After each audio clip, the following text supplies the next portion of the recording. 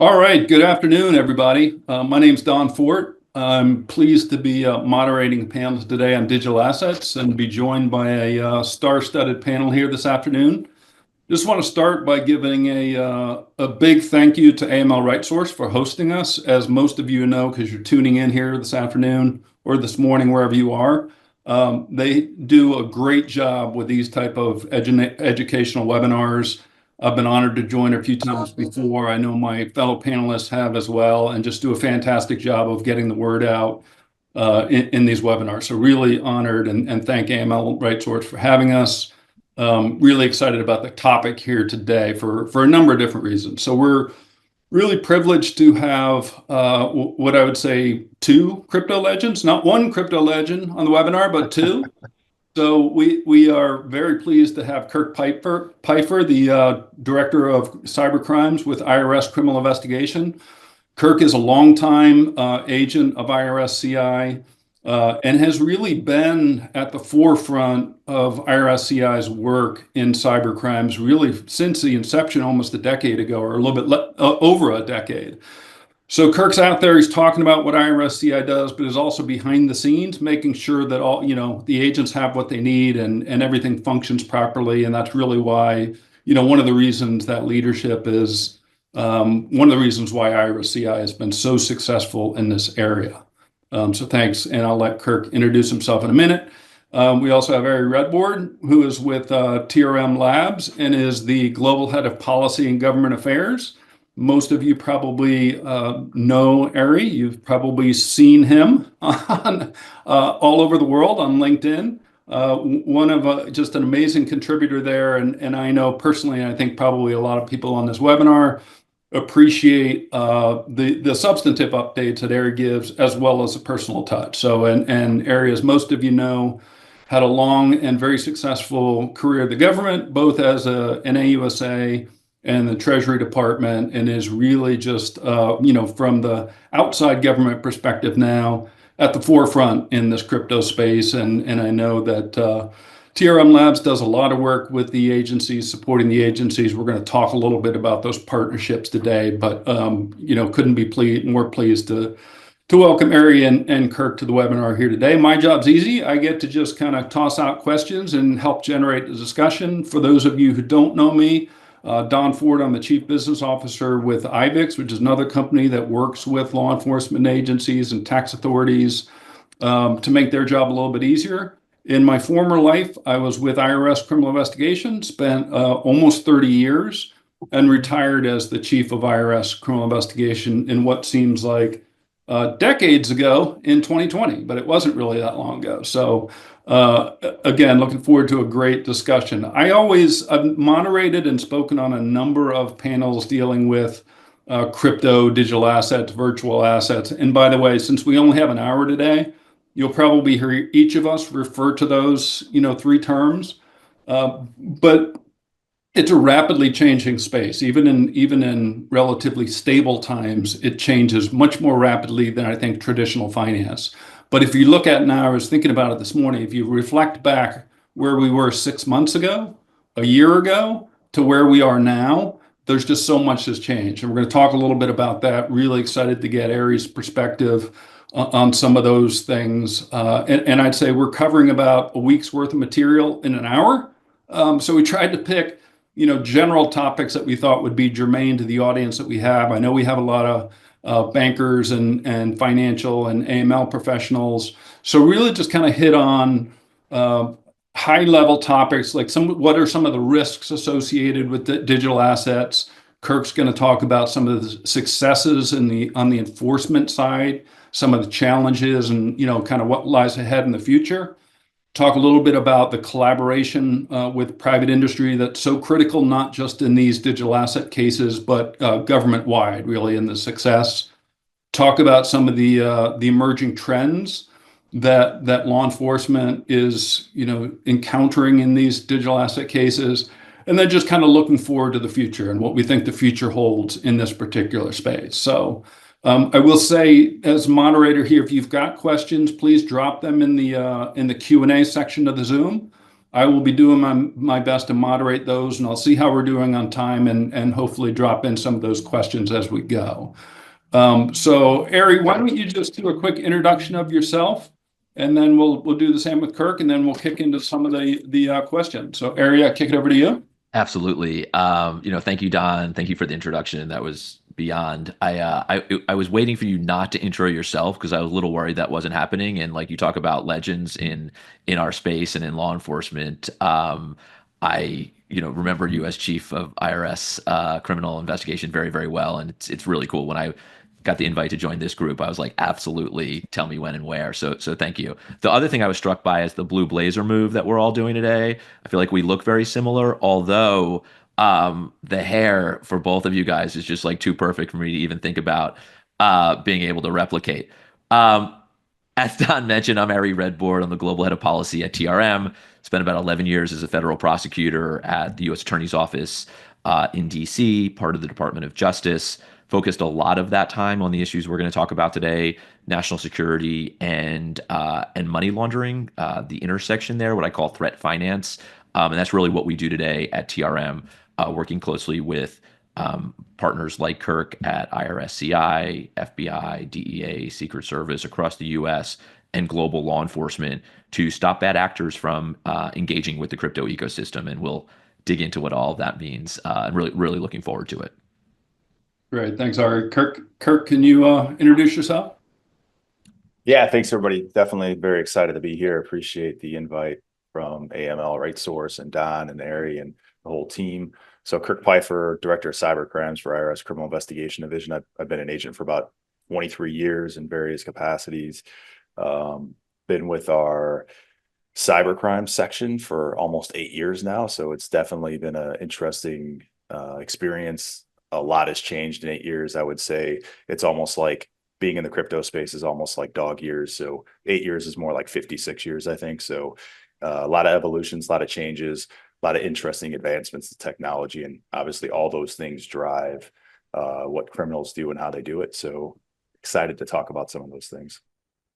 Great, thanks for that, Kirk. Why don't you kick us off? Just talk about, again, you've got the benefit of being there for so long and really seeing the apparatus grow within IRSCI, and I think really kind of law enforcement wide. So can you kind of give us a high level overview of what you're seeing in terms of the state of enforcement for IRSCI, both from the tax and illicit finance money laundering areas? Yeah, absolutely. So IRSCI, I mean, really our job, in my opinion, and I think a lot of folks agree with this, our job is to protect the integrity of the tax and financial system. So that really puts us in the middle of some of the most complex, most significant financial crime investigations worked, at least in the US government, if not globally. So we've been involved in anything from, Liberty Reserve, which is going back 10 or 12 years, all the way up and through, cases like Bitcoin Fog and some more recent decentralized finance investigations involving fraud and hacks and criminal conduct. So in our world, we're really focused on digital payments and cryptocurrency facilitated crimes when it comes to cybercrime. So it means that we're sort of organized a little bit differently. In our headquarters function, we support all field operations, so across 20 different field offices, and we have cyber crimes and cryptocurrency crime personnel in all 20 field offices. We have 2 cyber crimes units, and they predominantly work a lot of the most sophisticated cases you've probably read about. Our job is to really support those folks, make sure they have everything they need from a training perspective, from a technology perspective, and make sure we obviously maintain relationships with folks like Ari and TRM and other companies. So I think it's really challenging for us to ensure that we maintain a foothold on what's going on in the space from an emerging technology standpoint. As I mentioned earlier, technology advances so quickly that obviously impacts this space and our ability to investigate these crimes. So that, I would say, that's probably one of our bigger challenges for sure. As far as other things we're doing, we're obviously investing in our people a lot, because those are the folks that really make the investigations happen. So it's a challenge as far as from a training perspective, as I mentioned earlier, to consistently do that. I think the cybercrime and crypto crime space, probably enhances that challenge more so than other areas. So there's definitely a lot more involved and engagement with private sector folks and folks in academia to help stay at the cutting edge of what's going on. Because, as we all know, folks that are maybe on the opposite end of the table, the AML spectrum, that are the ones we might be putting together those BSA reports on, are always reinventing the way that they're sort of involved in committing these crimes. So it's definitely a cat and mouse game, if you will, in that regard. Yeah, I think, and just to kind of reinforce that point, I think it's a lot of the cases that IRSCI has been involved with for the last 11 years, and in a lot of ways punching way above your weight, right? That's about 2,000 agents versus some of the larger agencies, and just really, I think, at the forefront of some of those. So amazing work that's been done there. Ari, you've seen, obviously, firsthand. You were there, I think, early on in the crypto digital asset cases as a prosecutor working with agents. So you've seen it from that side. Now you've been on the outside trying to work shoulder to shoulder with the agents. Similar question: how do you see it? You're also actively involved in a lot of different working groups, as well as working for the agencies. So, from a high level, particularly in the changes that we've seen for the last couple months, where do you see kind of the current state of affairs in crypto? Cool. Yeah, let me kind of take that in a couple parts. I think first, let me just really kind of quickly explain how we maybe work with law enforcement agencies like IRSCI. So we're a data provider at TRM, essentially. And what we're doing is we have threat hunters that are assigned to really every threat category. So we have someone full-time assigned to ransomware actors, someone full-time assigned to child sexual abuse materials, terrorist financing. We have Nick Carlson, former FBI, who leads our work on North Korea. And what they're doing is they're building attribution, they're building data, they're associating those alphanumeric crypto addresses with real world entities. So we have someone communicating with a terrorist financier, and we ultimately are able to attribute a cryptocurrency address. We then use AI and machine learning, data science to build out a huge database of addresses that are associated with different threat categories. We're then providing that data to people like Kirk, who then take that data and investigate fraud and financial crime within the crypto ecosystem. So they take that address that we've associated with a terrorist financier, and they use our tool to track and trace the flow of funds ultimately to a cryptocurrency exchange, where they're able to use their tools, right? Legal process, subpoenas, and beyond, to get information on who the individuals are behind there, and they're building these extraordinary cases. And Kirk will talk a bunch about those, but those are cases involving child exploitation. They're cases involving the largest hacks in history, right? We talk about the Bitfinex hack, or the recent hack against the Bybit exchange by North Korea. And they're investigating these cases using that data. And essentially then they're seizing back, potentially billions of dollars of crypto assets. I know we'll get into this in a bit, but this administration recently announced a strategic Bitcoin reserve, which already has been in large part funded by the work of IRSCI and other U.S. federal law enforcement agencies that have seized back cryptocurrency that are the illicit proceeds. So that's sort of like just one really tangible example. But what I think is so extraordinary is there is a cadre of investigators really globally, and IRSCI in particular has many of them, who are doing this work and seizing, with tools and limited resources, billions of dollars that will ultimately go to the strategic Bitcoin reserve, that will ultimately be returned to victims, that will ultimately be used to fund sort of law enforcement initiatives. So I know we're going to build on, hopefully, I think I said a lot there, but like we'll build on a lot of that. But I think it's just like understanding what we do, from providing a tool set to what they're doing out there investigating, to ultimately seizing back funds, which is a huge priority of this administration right now. Yeah, you talk about, there's a lot of discussion in this. What we're doing here today is a completely apolitical discussion, but you talk about it, regardless of administration, the public talks about what's a return on investment, right? We're paying all this money for these, investigators and agents. look no further. Like the amount of money that IRSCI and the other agencies have been able to seize, I know at least for IRSCI, dwarfs their annual budget. Literally pays many times over for all the employees, all the equipment, and everything. So it really is a, that asset seizure part, that confiscation of the proceeds from the criminal is critical to these type of cases. Don, And one other thing real quick, and I think it is often lost on people that I talk to because it's complicated, but like you have IRSCI, and obviously you sort of have big IRS civil that a lot of people associate with it's a tax collector, right? It's a tax authority. It's the leading tax authority in the world. But within IRS is this relatively tiny compared to other law enforcement entities um, group of the best financial crime investigators in the world. And they got into crypto long before really anyone else did because they had that financial crime background. And you can use tax as a hook in every single case. So it's strange to a lot of people that you'd be talking about IRS involved in child exploitation cases, terrorist financing, hacks, North Korea. But that's really what IRSCI has become because they partner with other law enforcement agencies often as these best financial crime investigators in the world. And tracing crypto has become, in this new digital age, the way we investigate fraud and financial crime.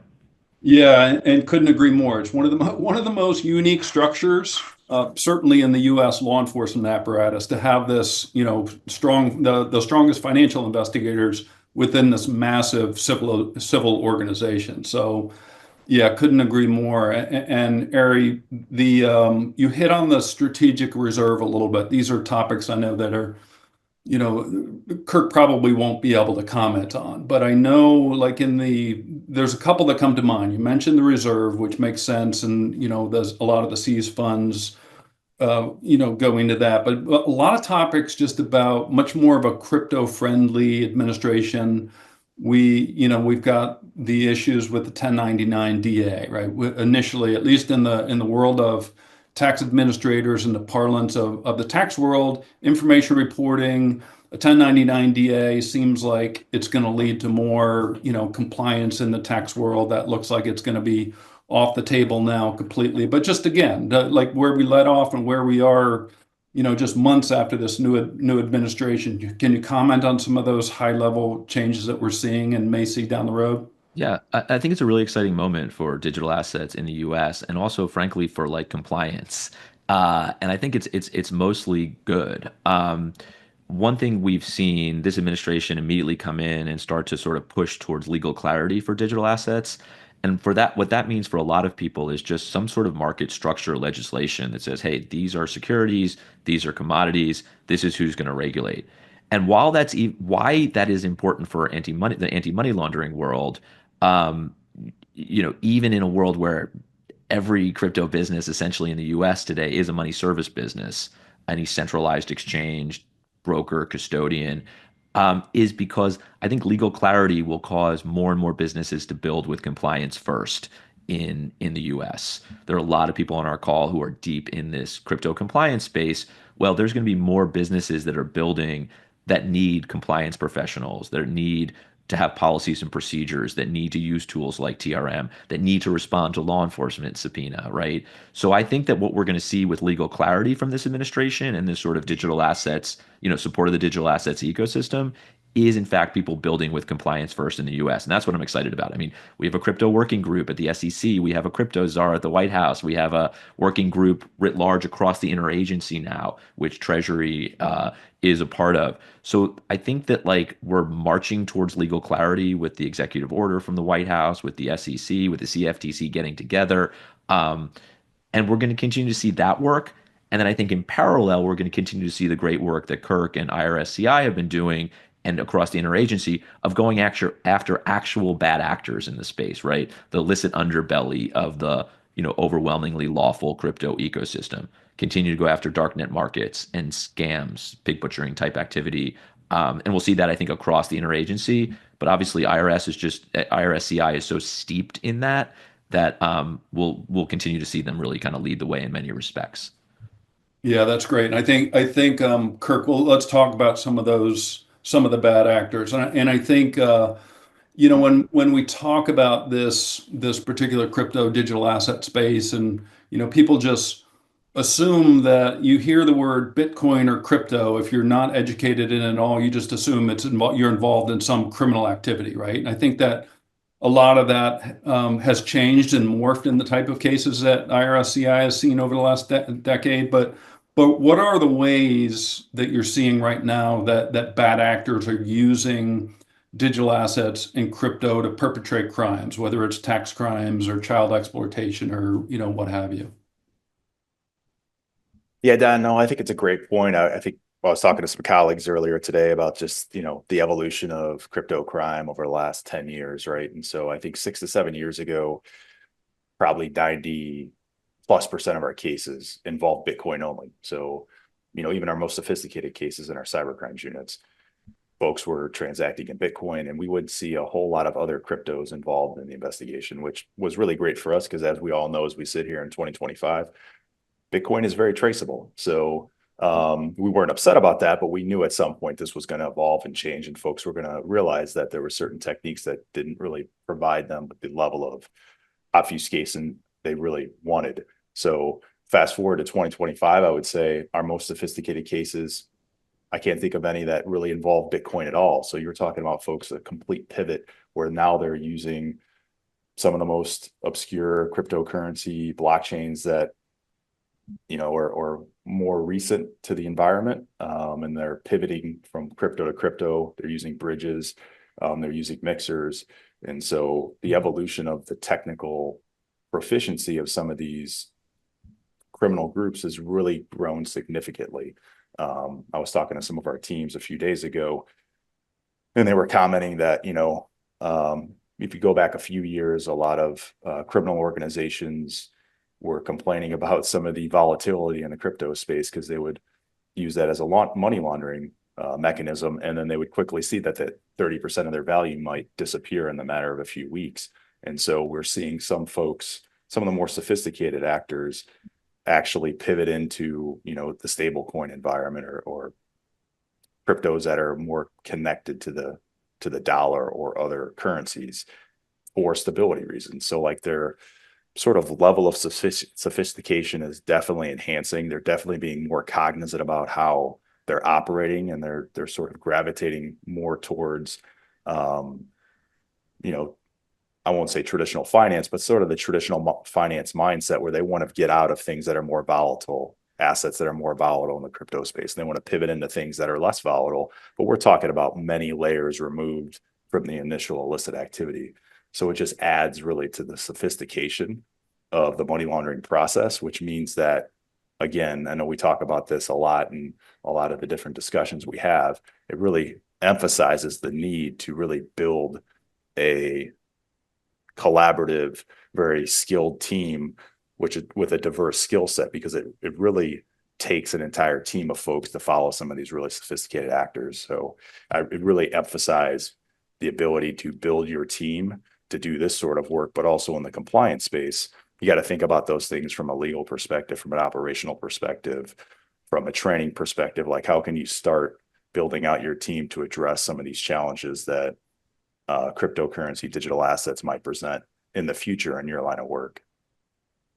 It's no, that's fascinating. I think there's also a fascinating point that you made there early on in your comments, and I would characterize it as, bad actors, criminal organizations are business people also. And when you talk about like Bitcoin not really being used anymore, it's the double-edged sword, right? So I can remember when law enforcement agencies, prosecutors get up there and talk about, taking down these organizations, and we can track it, we can trace it, we're going to find you.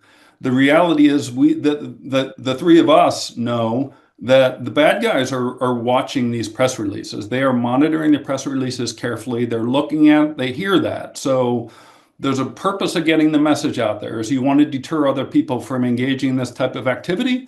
But the bad guys take that and they say, oh, shoot, now we got to go, we got to find something else, right? So it pushes them into the shadows. But really kind of fascinating point there that exists, not just in the crypto world, but in all, law enforcement work, not only in the US and around the world, we forget sometimes that we may not like their business model, but they are business people too, and they are monitoring everything that law enforcement does. Yeah, no, that's a great point, Don. I'll let Ari jump in here in a minute, but like a great example is the Bitcoin fog case, and Ari knows this case well. It was sort of a trend-setting case for blockchain analytics at large and how we can use that in investigations. But we've definitely seen a change in behavior, if you will, once this case has been publicized and folks understand that maybe mixers aren't as a great of a techniques as they thought they were. And now obviously they're still being used significantly, but folks have become more cognizant that operate in the criminal organization space, the third-party money launderers, the professional enablers, that maybe that's not as good of a technique as they thought it was. And so they're definitely pivoting it to other techniques, in my opinion, probably because of the sort of publication and the discussion around that case and that trial. But I'll let Ari jump in here and sort of provide his thoughts on that. Yeah, look, I think it's a cat and mouse game, and it has been for a really long time. This is just a cat and mouse game, like on blockchains, as opposed to kind of in the physical world. And I think that bad actors are almost always early adopters of new technology. You think about AI today, and we think about sort of deep fakes and supercharging scams and this type of activity. But you also see the incredible benefits for business and efficiency and government when it comes to AI. Crypto is very much the same. You have this like the promise of cross-border value transfer at the speed of the internet. We can now move funds for remittances and humanitarian aid payments at like unprecedented speed and scale. But bad guys love that, right? They want to move more money cross-border faster than ever before. And that's sort of this paradox. But I think to Kirk's point, law enforcement can now trace those funds in ways that we never could in the physical world. When I was a prosecutor, it was all about networks of shell companies and hawalas and high value art and real estate, right? And there wasn't a TRM to kind of trace those things. And so I think we're able to investigate cases much better today, but cyber criminals are able to move money faster and just continue to adapt. And you have this cat and mouse game that we kind of always had in the physical world. When it comes to mixers, I mean, mixers are really interesting, right? Kirk mentioned Bitcoin Fog. There was another called Helix, which were almost like companion cases, very similar facts. Both of those mixers advertised on darknet markets, basically saying, hey, we can obfuscate your drug proceeds from law enforcement, and you should use our service. There are other mixing services that are more decentralized, like Tornado Cash, where there's been a lot of discussion over the last couple of years. But those are used also for lawful purposes, right? People in an open financial system, people don't want everyone to see every transaction that they do, right? It's like showing the world your credit card statement. So I think the challenge for regulators and law enforcement is how do we enable lawful users the ability to transact in this sort of secure and private way while ensuring that North Korea doesn't launder billions of dollars through, one of these services. And I think that the work that Kirk does and other law enforcement agencies is absolutely critical in rooting out the bad actors so the good actors can transact in this new open financial system. I mean, and to put a point on it, I mean, it's overwhelmingly illicit. We put out a report, I don't know, a couple months ago that said illicit activity within the crypto ecosystem is about 0.4%. I mean, even if you double or triple that number, you're still under 1% of overall activity. But that 1% or less than 1% is really bad, right? North Korea stealing billions of dollars for weapons proliferation, and Americans and folks in the West losing billions from scams and pig butchering activity. So on the one hand, it's like there's a pretty small amount of illicit activity. On the other hand, we have to like put every resource towards stopping it. Ari, there was a question, and I appreciate there's been a number of questions. We're not going to have time to get to all of them because we're barely scratching the surface here. But Ari, and really quickly, like your quickest definition or description ever of what mixers are in case people don't know. And then I think you answered this, but like, why wouldn't you just not allow them? And you talked a little bit about there is some legitimate purpose for them, but if we saw those in traditional finance, they probably would be, not allowed. But just give us a quick overview on when you say mixer, what are we talking about? Yeah, for sure. I'm just smiling because I'm looking at the questions for the first time, and there's some really good ones and some really familiar names who are friends on here, which is always good to see. Really, really smart people who are leaders in our space. Mixers are, what's interesting, especially with a group like this, I love talking to compliance professionals because I just feel like, everything in the off-chain AML world has like a corollary on the on-chain. And on-chain, mixers or using patterns to obfuscate transactions is essentially sort of structuring, right, in the real world. It's moving amounts and trying to obfuscate them in various ways. So a mixing service is like a cryptocurrency exchange. It lives on a number of different blockchains depending on the type of service, and you put in funds, potentially Bitcoin that has been used or the proceeds of some type of crime, and it comes out as other people's funds, sort of obfuscated on the other side. And it's an obfuscation technique, right?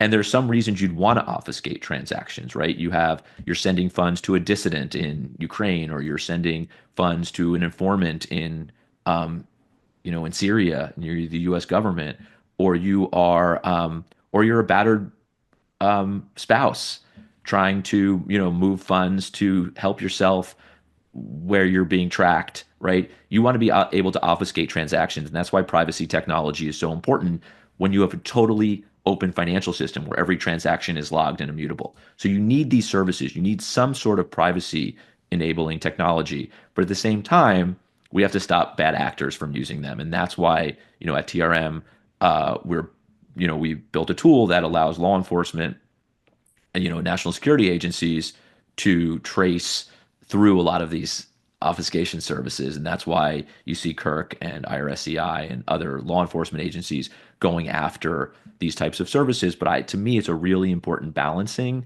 and this is like the ultimate question of privacy and security, in the digital age, and it's philosophical, it's ethical, it's also operational. So like again, something we can spend hours and hours, and I Yeah. spend much of my life thinking about.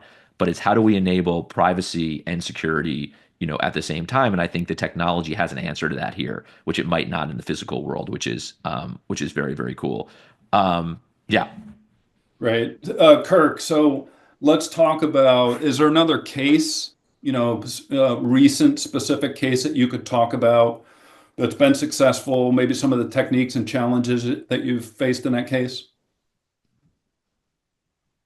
Yeah, definitely. I think some of the investigations we're really looking at now, as far as the investigations that are really some of the most complex ones we're looking at, I think one specifically comes in mind, worked by our New York field office, out of the Eastern District of New York. I think the indictment was just unsealed last month. So, we could send out the link after this. Everyone can go and read it if they'd like, if you really want to dive into it. Ari might disagree with me, having been a former prosecutor, but you can go and read the whole indictment, which is sort of an interesting thing. So it involves decentralized finance and smart contract exploits.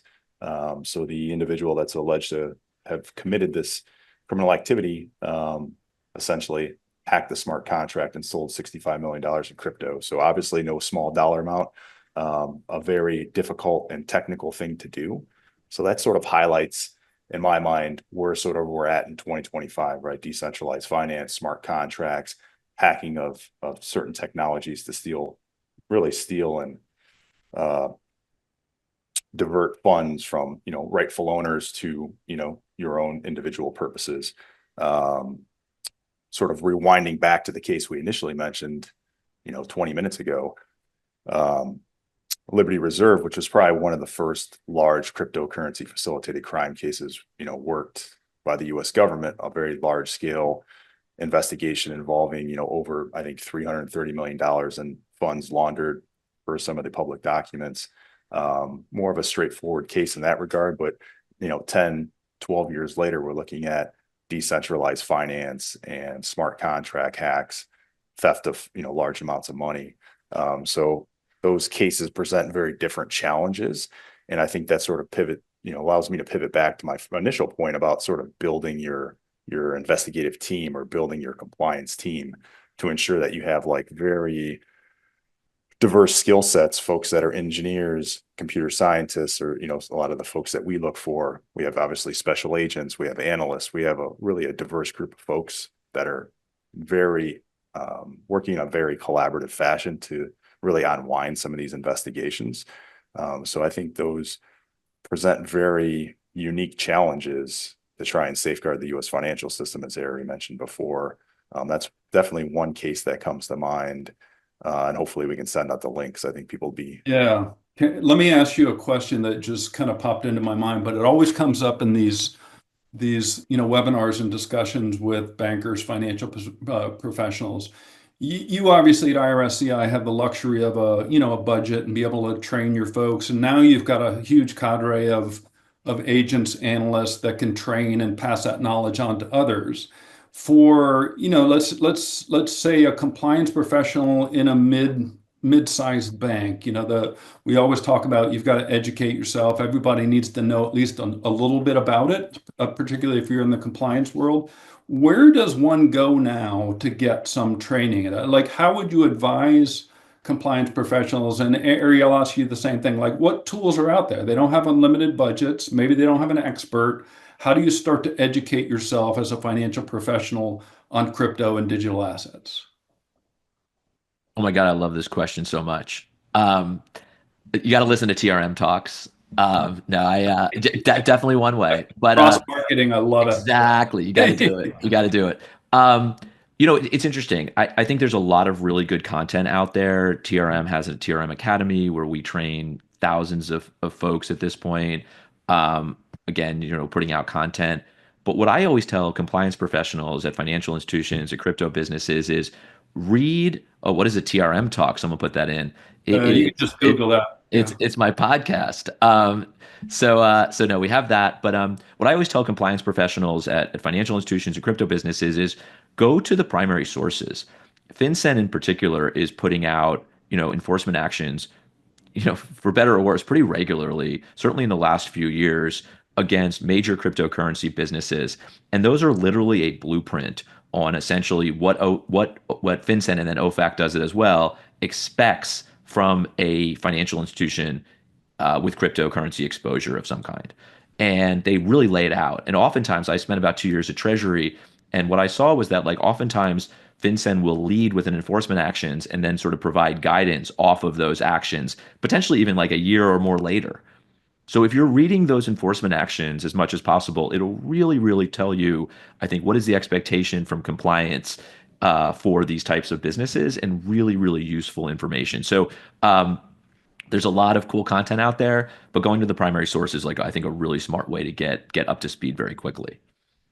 Yeah, agree with that. And again, I think the first step is just kind of educating yourself on some of the basics. And I think that our discussion today, we're talking about that, crypto's here to stay. Look, it's been over a decade, and I think we're going to start to see it more and more, and you're going to start to see it in these transactions. We'll get to that in a minute. The next topic I want to make sure that we hit on, because I know it's familiar with, a lot of the audience we have here today, which is really talking about the public-private partnership. And I know financial institutions have, been doing this for decades now, working with law enforcement agencies and working groups to understand typologies and what they need to know to be able to, file suspicious activity reports and stay up with traditional finance. I think crypto, in my mind, and I saw it firsthand, is really another example of that, the collaboration that law enforcement and government uses. They have amazingly smart personnel, but are also now increasingly relying on private industry to help. And this is not a discussion about one company or another, because my belief, and I believe it now, and I believed it when I was there, this is not a one size fits all solution. There are many companies and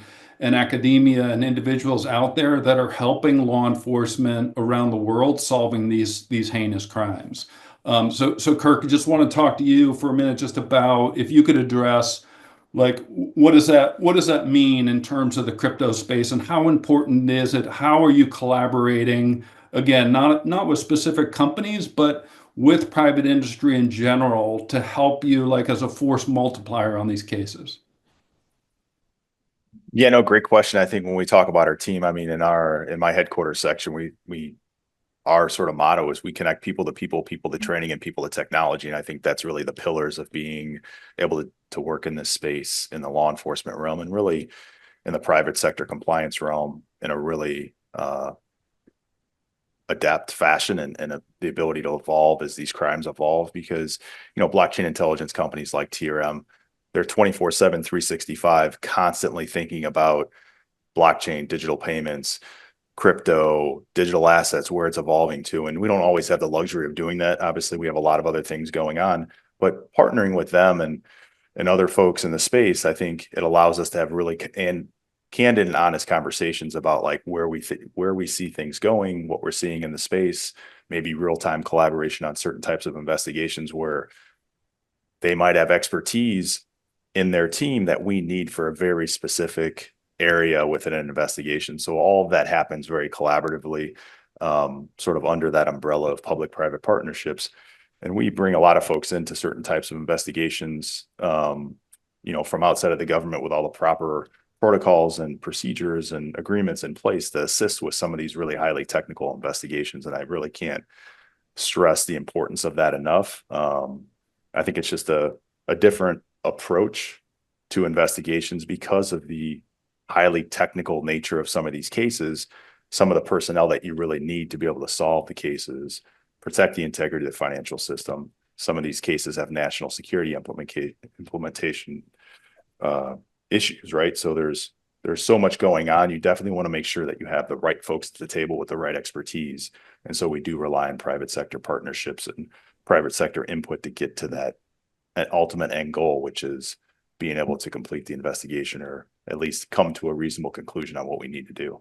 Yeah, and Ari, I want to get your perspective on that in a minute, but I think about it, particularly for the three of us that are on this panel today, and I think many of the folks that are on, listening in, I think of the old school mentality, as I'll call it, and we can all appreciate that. Even 10 years ago, the mentality in the government and the law enforcement agencies was like, this is my case. These are my people. I'm going to hunker down. I'm going to learn how to do it. We don't need anybody else to help us. We're going to figure it out. Well, now the speed at which money moves, as quickly as you can take your phone out and you can transfer money anywhere in the world, you don't have the luxury of time anymore. Investigators, analysts, you just don't have that luxury of time.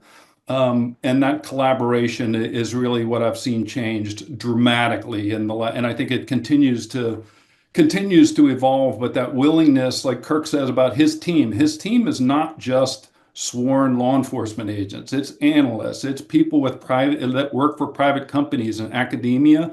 Again, to stress his point, all done appropriately, so the sharing of information and the collaboration is within the legal bounds. But it is really incredible to see these really powerful teams. So, Ari, you've been doing it for a while. Where do you see that collaboration and the value that private industry brings to the table? No, I really appreciate the question. One thing really quickly, just a clarification from a question that's in the chat that I think is a good question is like the reporting requirement on the 1099 is still very much exists. So if you have crypto gains, you have to report those. I'm not a lawyer. I am a lawyer, not your lawyer. But so talk to your accountant. Yeah, that's still in effect. I think what was referred to earlier is what people colloquially will call the DeFi broker rule, which came out right at the end of the last administration, which has essentially been repealed at this point, which means that DeFi services, and again, like this is way longer conversation, will not have some of the reporting requirements that IRS had originally kind of said as they navigated this, again, at the end of the previous administration.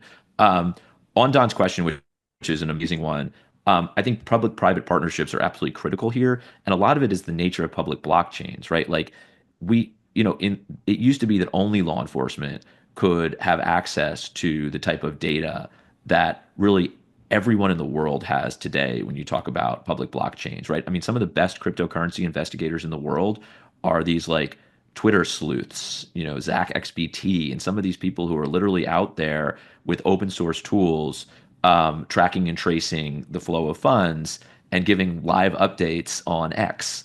That doesn't exist in the traditional world. And that's why having these partnerships where law enforcement has the tools that they have, right? The unique authorities to, kick down doors and serve subpoenas and search warrants, married with the tools that the private sector is building, like blockchain intelligence, is really super necessary, particularly in this digital age. And it's been cool. Like, I talk more and more these days about T3, which is a partnership between TRM, Tron, and Tether, where we investigate cases specifically in the stablecoin USDT on the Tron blockchain. I talk about chain abuse, which is TRM runs a website in collaboration with many industry players called Chain Abuse. You can go on it right now. It's just chainabuse.com. It's the largest reporting database of fraud and financial crime in the crypto ecosystem. It's basically a giant database of scam activity. But that can be leveraged, right? That data is leveraged by IRSCI and other law enforcement. So it's really, you know, we have all paid a lot of lip service to PPPs over the years. I'm sure AML Right Source has done a million webinars on PPPs, and I have to admit, like I have at times scoffed at them because it's like, well, no one wants to share, no one wants to talk to each other, but crypto actually sort of like takes away a lot of the bottlenecks when it comes to actually having some success in these types of partnerships. So I think it is really, really important. And I don't know, I think certainly the relationship that we have with IRSCI is like a really great example. You have folks working side by side on cases, and it's really effective. Yeah, I think crypto opened the door. What I would like to see personally, Don Fort's personal opinion, is that it should not be just applied to crypto. If you think about all these amazing partnerships and the force multiplier it's provided, it should be expanded out to other types of investigations. The use and the value of not just private companies, but academia and these really smart people out there. So yeah, super powerful, completely agree with. So let's talk about it, in the realm of, financial gatekeepers, our compliance professionals, those that are, the often unsung heroes behind the scenes, going through records and analyzing and filling out the forms that are so incredibly valuable to law enforcement, particularly an agency like IRSCI that only does financial cases. We're talking about, and that's particularly important and has been for decades in what we call traditional finance. And what we're talking about today in crypto, sometimes that doesn't always hit traditional finance, right? It doesn't always hit a bank where you're going to see a transaction. Sometimes it does, sometimes it doesn't. But I think that's for the next topic, just kind of want to get both of your perspective on, what advice are you giving? Are you working with the financial professionals out there in traditional finance? What should they be looking out for? Can we talk about, and I don't know, either one of you that wants to go first, but what's the PPP? What's the collaboration intersection with the financial professionals and the digital asset space? Kirk, you want to go for it? I'm happy to. Yeah, no, jump in. Yeah, look, I think it's very similar actually to the collaboration that we have with law enforcement. We work really closely with compliance teams. They use TRM as both an investigative tool, but really as a compliance solution, right? Transaction monitoring, screening wallet addresses, ensuring that bad actors aren't engaging with their platforms. I'd say in my almost 5 years at TRM, like there's no group of people that I've grown to respect more than compliance professionals, because a lot of times they're the first line of defense. In crypto, funds live and move on blockchains, but they have to be off-ramped into the traditional world to be used to essentially do bad things. And those compliance professionals are the ones who are stopping that from happening, right? They're the ones who are blocking those funds, freezing those funds, through, normally in very close collaboration with law enforcement. But these are the folks that are, you talk about the Bybit hack. We can work with law enforcement to trace and track the funds all we want. But the real key is stopping North Korea from being able to off-ramp those funds through an exchange or financial institution in order to actually use them. And that is why it's really so important. So I think that partnership is critical, and it really is a triangle, right? It's a combination of, blockchain intelligence tools, being used by law enforcement, and working really closely with the exchanges.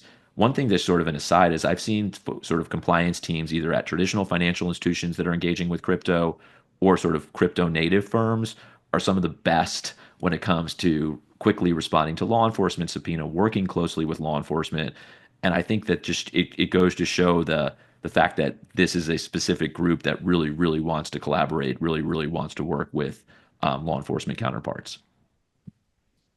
Yeah, I think And Kirk, I see you getting ready to comment, so I'll just add, maybe you could talk about it a little bit. And Ari mentioned this on-ramps, off-ramps.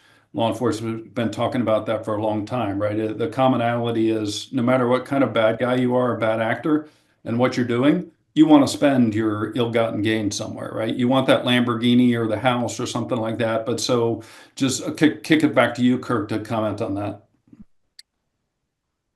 Yeah, no, Don, appreciate it. I guess to sort of quote one of my favorite special agents at CI in Chicago. I mean, there's really only three things you can do with money. You could save it, you could spend it, or you could hide it in your basement on a cart table like Jimmy Hoffa Jr. But at some point, right, you're gonna want to spend the money, even if you resist that urge and you keep it in cash or you keep it in some obscure crypto. At some point, you're gonna want to spend the cash, and so that's really where we do rely on compliance partners and financial institutions. They do really an amazing job with implementing the Bank Secrecy Act and implementing all the anti-money laundering regulations. And so I would say, just for all the folks out there, thank you, because we rely on that information.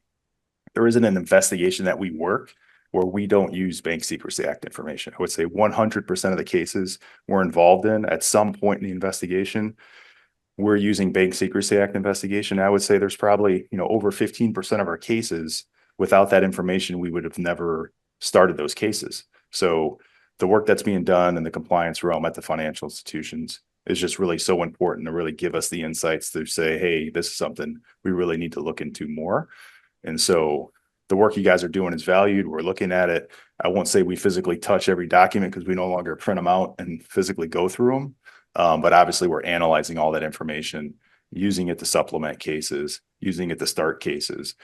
And that's really no different in the crypto realm. So as organizations, government entities like FinCEN have done such a great job educating and socializing that, hey, if you see these things, you should be filing certain types of BSA forms because law enforcement needs that information.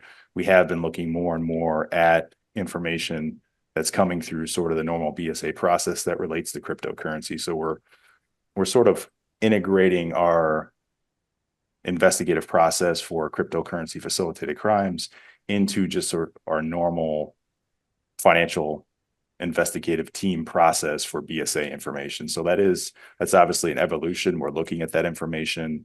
We're starting those cases that are very cryptocurrency focused from a lot of the information we are getting from financial institutions. So again, I just wanted to say thank you. Keep doing what you're doing. We're definitely looking at it, and we're definitely using it to sort of ferret out bad activity. I think over the last 50 years that BSA has been in existence, I think it was 2 or 3 years ago, and you can Google this, the IRSCI put out like a one-pager on the use of BSA data. And Kirk's right, it's 100% of the time that this data is queried now because of the power of technology. You don't have to look through all the documents. And the key point there and Kirk made this is it's not all for naught. And you may not get a call ever from law enforcement that that the information that you provided was important, but because of the technology now, it could be an address, a witness name, a crypto address, some one little nugget of information that's in that SAR may be what assisted law enforcement, in potentially saving somebody's life and solving one of these financial crimes. And all of the law enforcement agencies are doing that. So it remains critically important in the crypto space as well. Google that, Google CI's annual report. You'll see how important that is to their overall mission. We've got not a whole lot of time left. I want to get to a couple other topics. Let's just talk about kind of what are the next big challenges that you see. We've talked about it's here to stay. Obviously, the bad actors are always going to find a way to leverage it to their advantages. But what do you see coming down the pike in terms of challenges in this space and enforcement in the next few years? Yeah, I think really quickly, and I'll let Kirk jump into this because I think this is very much in his lane. We're seeing cyber criminals become more and more sophisticated, and we have to ensure that law enforcement is up to meet the moment. I think this Bybit hack really was extraordinary, not just for the size of the funds that were hacked and stolen, 1.5 billion, to put a sense of that, like in a TRM report recently, we said that North Korea stole about 800 million last year. They stole 1.5 billion about, I don't know, 6 Fridays ago. So in one day, right? It is extraordinary. But what's really more amazing is how fast they've been able to move some of those funds. Within, I'd say, 48 to 72 hours, they had converted all of that stolen ETH to Bitcoin and are now continuing to launder those funds. That is speed that is unprecedented in terms of the hacks that we've seen North Korea do in the past. And that just puts a point on that we need to move faster, we need to coordinate better. And to me, what that really means is having the resourcing at the agencies like IRSCI. And it's to have the tools, but really at the end of the day, it's to have the training and the personnel who are the sort of the experts out there. And IRSCI has that group. And it's just sort of getting them the tools and the training that they need and ensure that, we continue to prioritize having law enforcement professionals across the interagency who are able to do this stuff. Bad actors are getting really good, and we have to kind of meet them where they are. No, I think Gary's comments are spot on. Again, like I think are one of our biggest challenges, if not our biggest challenge, is just the pace at which technology moves. And as technology moves, there's, an evolution in how crimes are committed. And I sort of jokingly referenced, every year is like, 7 years. So basically like 1 year is a dog year, right? So I think in our space, maybe a more accurate representation is most folks are looking at things on an annual basis. We're really looking at it on a quarterly basis because things are evolving and moving so quickly. So keeping pace with technology is definitely difficult in this space. And Aries, comment is spot on. Like the training that we deliver or try to deliver to our personnel that are working cryptocurrency facilitated and cybercrime investigations is really probably, threefold or fourfold the average agent that are working traditional financial investigations in a field office. So I will say that's definitely our number one challenge.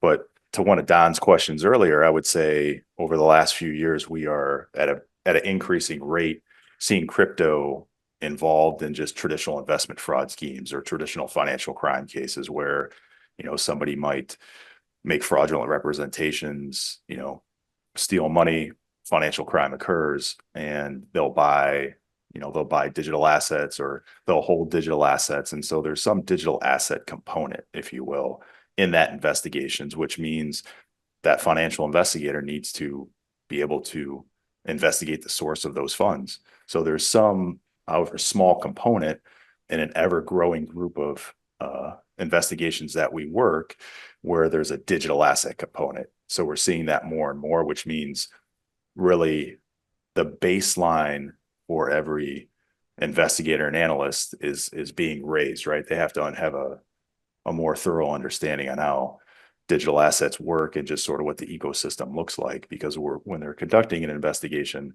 they're most likely going to run into some component that relates to digital assets. So that's just sort of where we're at. But the technology is definitely a big challenge. I think most folks in law enforcement would probably say something very similar. Yeah, that's great. Great point. So, Ari, I have one kind of final quick question for you, and then I'll let each of you just give a quick parting comment. But I think we talked about PPP, the partnerships, I agree with you completely. Like everybody was talking about that years ago. Now I think it's AI. Everybody's talking about AI. So what is, when we talk about AI in the realm of, being used by bad actors in terms of cryptocurrency and digital asset fraud, how are bad actors using AI? Sorry, yeah, they're leveraging it at scale. They really are. And the extraordinary thing, and we put out a report recently on AI-enabled crime, and I know I mentioned TRM talks. I did one recently with an expert from UC Berkeley named Hani Farid, and I interviewed Hani. And the crazy part is he came on to start the podcast or as me, Saw kind of that. looking just like I am right now, speaking. And what it was funny and it was cool to see, but it's also harrowing, right? Because that could be a world leader who's coming out and saying, we have just, sent a nuclear missile, or we have declared war on, X country. And so cyber criminals are essentially taking the human bottleneck out of crime and are able to leverage AI agents for this type of activity. And I think that, again, like, I know I keep coming back to this, but I think we have technology that can meet them in many respects where they are.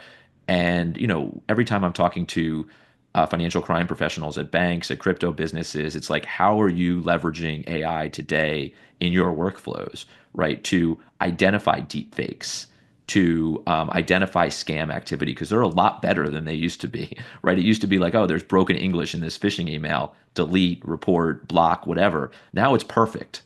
Not only is it perfect, it's your CEO on there on a Zoom telling you what to do, right? Like, so we're entering an age where reality is going to be very distorted, and we're going to have to be very, very intentional about how we sort of look at these things. But I think, again, it could be another webinar, but my take would be like, compliance professionals, AI is going to be a critical part of your workflow over the course of just like the next couple of months or several months.